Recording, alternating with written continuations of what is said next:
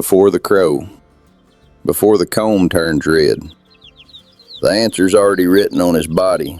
You just don't know where to look. You candle the brooder light down low, you count the chicks one more time, and you do what almost every keeper does in the first week. You guess. You look at the down, the legs, the way one chick seems a little bigger than the rest, and you tell yourself you'll know for sure eventually. Most keepers wait for the crow. They wait 8 weeks, sometimes 12, watching for a comb to redden or a voice to crack into that first rough attempt at a call. But here's what almost nobody tells you. Your chicks have been showing you the answer since the day they hatched. You just haven't been taught how to read it. There are 5 signals, physical and observable, that separate a cockerel from a pullet long before any crowing starts. Some of them you can check in the first 24 hours. Some take a week or 2 to reveal themselves clearly. None of them require a rooster's voice to confirm what's already written on the body in front of you. And there's a twist buried in the middle of this list, one exception that flips the entire method upside down for certain breeds, that most keepers never learn until they've already been fooled by it. Stay with this, because the order these signs appear in matters more than you'd think. The first sign is in the wing, and it's the one method that actually has a name in poultry science. It's called feather sexing, and it works by comparing the length of 2 specific feather types on the wing at hatch. The primary feathers and the covert feathers layered above them. In pullets, the primaries tend to grow out visibly longer than the coverts within the first day or 2 of life.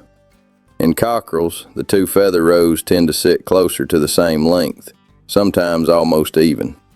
Poultry extension specialists, including those affiliated with the University of Kentucky's poultry program, have documented this technique as a legitimate hatchery practice, one used commercially on certain crosses precisely because the growth rate difference is genetically linked to sex. It's fast, it's non-invasive, and if you've never looked closely at a day-old wing, you've been missing a signal that was there the whole time. The second sign shows up before the wing does, and it shows up in color.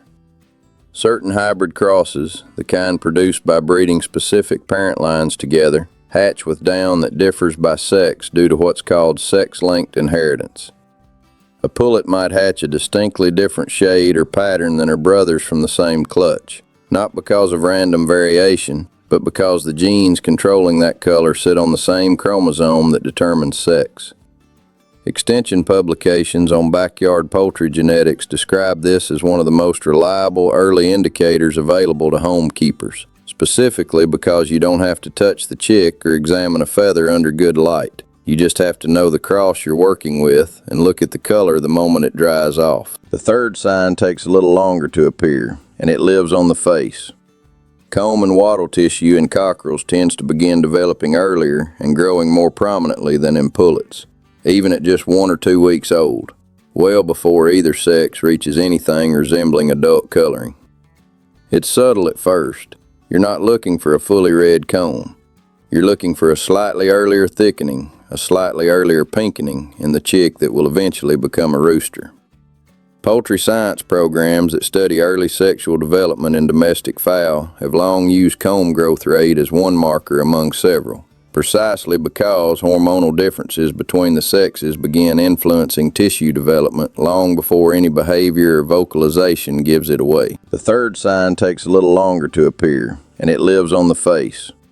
Comb and wattle tissue in cockerels tends to begin developing earlier and growing more prominently than in pullets, even at just 1 or 2 weeks old, well before either sex reaches anything resembling adult coloring.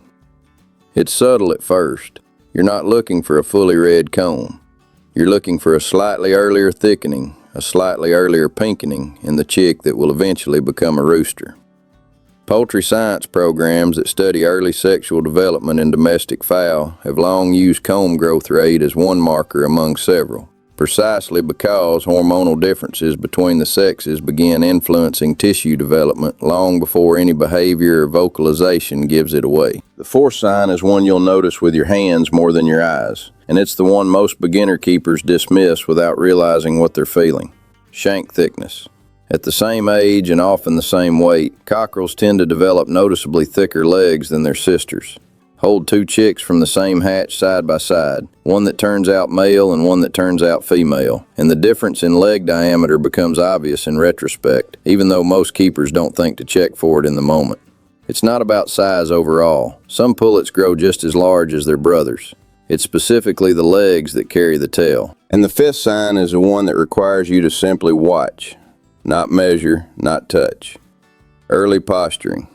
Long before any real hierarchy forms in the flock, you'll start to notice certain chicks holding themselves differently, standing a little taller, squaring up slightly when another chick gets close, testing proximity in a way their more relaxed clutchmates don't bother with. This isn't aggression yet, it's rehearsal. Researchers studying early social development in domestic chickens have observed that pre-crow dominance behaviors, small posturing displays that have nothing to do with actual conflict, tend to emerge earlier and more frequently in cockerels than in pullets, well before any of the more obvious signs of maturity appear. Now here's the twist, the one that changes how you use everything you just learned. Feather sexing, the very first sign, the one that feels the most scientific and the most reliable, does not work on every breed. Silkies are the most well-known exception. Their unusual feather structure means the primary and covert feathers grow at rates that don't follow the typical pattern. So a technique that works cleanly on a production cross chick will give you a false or unreadable result on a silky chick from day one. Certain other fluffy or slow feathering heritage breeds carry the same complication. Poultry geneticists who study feather growth genes have identified this as a known limitation, not a flaw in the method itself, but a reminder that no single sign works universally across every breed you might be raising. This is exactly why keepers who rely on just one sign get burned. The chick that clearly showed even wing feathers at hatch might simply be a silkie doing what silkies do, not a cockerel revealing himself early. That's the real lesson buried in all 5 of these signs. None of them, alone, is meant to carry the full weight of the answer. What separates a keeper who guesses correctly from a keeper who guesses by luck is combination. A chick that shows uneven wing feathers, hatches in the expected sex-linked color for its cross, develops a slightly earlier comb, carries visibly thicker legs, and starts posturing before its clutchmates. That's not one sign pointing one direction. That's 5 independent signals agreeing with each other. And when independent signals agree, the odds of a correct read climb dramatically higher than any single method on its own.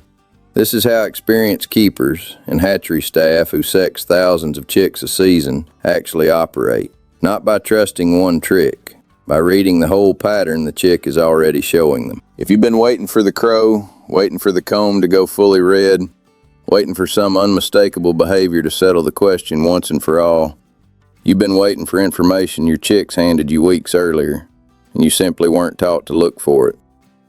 The wing was already telling you. The down color was already telling you, if you knew your cross. The comb was already thickening. The legs were already carrying more mass than their sisters. And the posturing, small, easy to miss, was already starting. If this changed how you'll look at your next hatch, hit like and subscribe. It helps this channel keep reaching keepers who actually want to understand what their flock is showing them, instead of just waiting for the obvious signs to arrive on their own. Because the truth is, your chicks were never actually hiding the answer from you. You just needed to know where, exactly, to look, and now you do. The next time you reach into that brooder on day 1, you won't be guessing anymore. You'll be reading.